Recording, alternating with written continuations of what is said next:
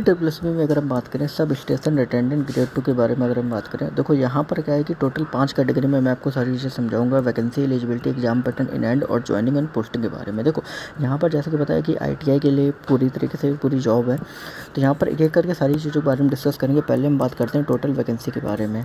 ठीक है, total vacancy के बारे में अगर हम बात करें तो टोटल वैकेंसी जो आपकी 90 आपकी आई हुई है अलग अलग कैटेगरी वाइज।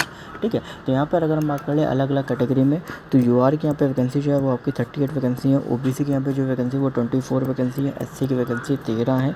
एसटी की 6 वैकेंसी है और ईडब्ल्यूएस की टोटल 9 वैकेंसी जो है आई हुई है। ध्यान में रखिए। बात कर लेते हैं नेक्स्ट हमारा जो है वो है आपका एलिजिबिलिटी का। ठीक है, एलिजिबिलिटी के बारे में अगर बात करें, देखो पहली कंडीशन ये है कि आपका 10th पास जो होना चाहिए, 12th पास नहीं 10th पास होना चाहिए। दूसरी चीज़ एनसीवीटी का जो सर्टिफिकेट है वो आपका होना चाहिए किसमें, इलेक्ट्रीशियन ट्रेड में। ध्यान में रखिए, इलेक्ट्रीशियन ट्रेड में आपको जो सर्टिफिकेट है होना चाहिए। तीसरा आपका होना चाहिए 1 ईयर का एक्सपीरियंस होना चाहिए। बस एक्सपीरियंस का सर्टिफिकेट जो है वो आपके पास होना चाहिए। ठीक है, 1 ईयर का एक्सपीरियंस का सर्टिफिकेट, ये 3 चीज़ें आपके लिए चाहिए होंगी।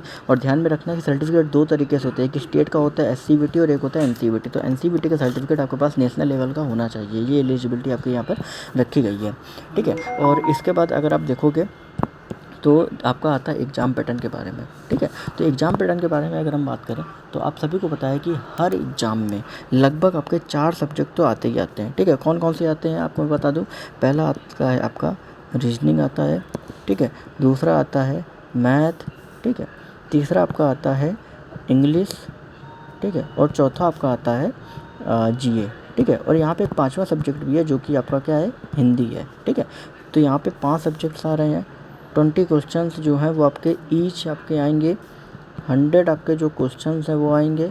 100 मार्क्स का जो पूरा पेपर है वो आपका आएगा। ठीक है, और दूसरा जो आपका टेस्ट है वो आपका ट्रेड से रिलेटेड टेस्ट है। मतलब क्या होगा, इलेक्ट्रीशियन अगर आपने किया हुआ है तो उससे रिलेटेड क्वेश्चन आपसे पूछे जाएंगे और ये पूरा पेपर 100 मार्क्स का रहेगा। तो अगर हम टोटल बात करें, टोटल आपका जो मार्किंग है वो 200 क्वेश्चंस आएंगे, 200 मार्क्स के आएंगे। इसमें पूरा आपका पूरा बनेगा। ठीक है, पूरा यही मेरिट है और सिंगल टीयर एग्जामिनेशन है। ठीक है, 1 टीयर एग्जामिनेशन जो है वो आपका रहने वाला है। अब यहाँ पे बात कर लेते हैं हम सैलरी के बारे में कि आपकी जो सैलरी है वो आपकी क्या रहने वाली है। देखो यहाँ पे जो आपकी सैलरी है वो आपकी 2800 ग्रेड पे के हिसाब से आप सभी की रहने वाली है। 2800 ग्रेड पे की आपकी रहने वाली, जिसमें बेसिक होगा आपका 29 हज़ार के समथिंग।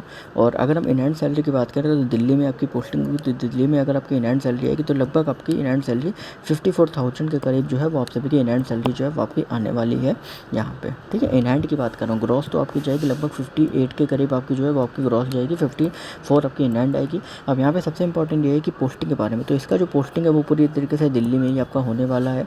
ठीक है, और आगे जो भी आपके ड्यू कोर्सेज में अगर आप देखोगे तो एग्ज़ाम डेट वगैरह जो है वो आपके टाइमली यहाँ पर आपको बताया जाएगा। ठीक है, तो ये जो पूरा जॉब है मैंने आपको बताया हुआ है किसके बारे में, सब स्टेशन अटेंडेंट के बारे में। ठीक है, तो बाकी जो भी आपको क्वेरी हो आप हमारे टेलीग्राम ग्रुप को ज्वाइन कर सकते हैं। आपको जो भी एडमिट कार्ड एग्जाम डेट आएगी उसके लिए। बाकी आप इंस्टाग्राम पर भी आप अपने क्वेश्चन जो है क्वेरी पूछ सकते हैं। ओके।